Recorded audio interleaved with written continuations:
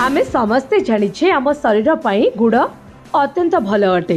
छुआ ठारू बड़ पर्यंत समस्ते गुड़ खाई परिबे काईकिना एथिरे आयरन एवं कैल्शियम प्रचुर परिमाण रे रही थाए। तेबे आज वीडियो रे मो आपनको कहिबे गुड़ खाइबा द्वारा आमको केउ सब फायदा मिली थाए।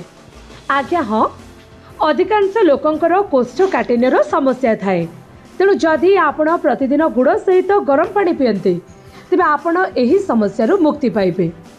जदि आपण अम्लता समस्या रे मध्य असुविधा पड़ते तेबे आपण गरम पानी रे मिश्रित गुड़ पी पारिबे।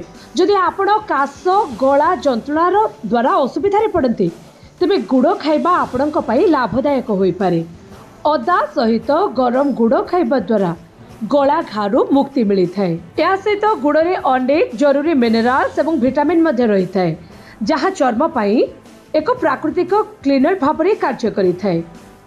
एगुड़िक शरीर को भितरु सफा रखे जहाँ चर्मर उज्ज्वल पई अत्यंत गुरुत्वपूर्ण अटे। प्रतिदिन राति रे सोइबा पूर्व आपण क्षीर सहित गुड़ खाई परिबे। या द्वारा आपण को मासिक ऋतुस्राव समय रे जंत्रणार मुक्ति मिली थाए।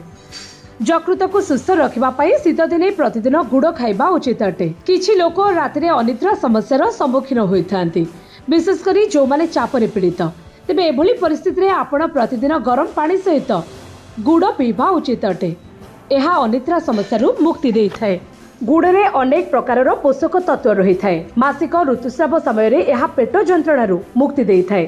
या सहित यह आपणक मनोबल को मध्य उन्नत करि थाए। तेणु प्रत्येक दिन गुड़ खाइबा उचित अटे।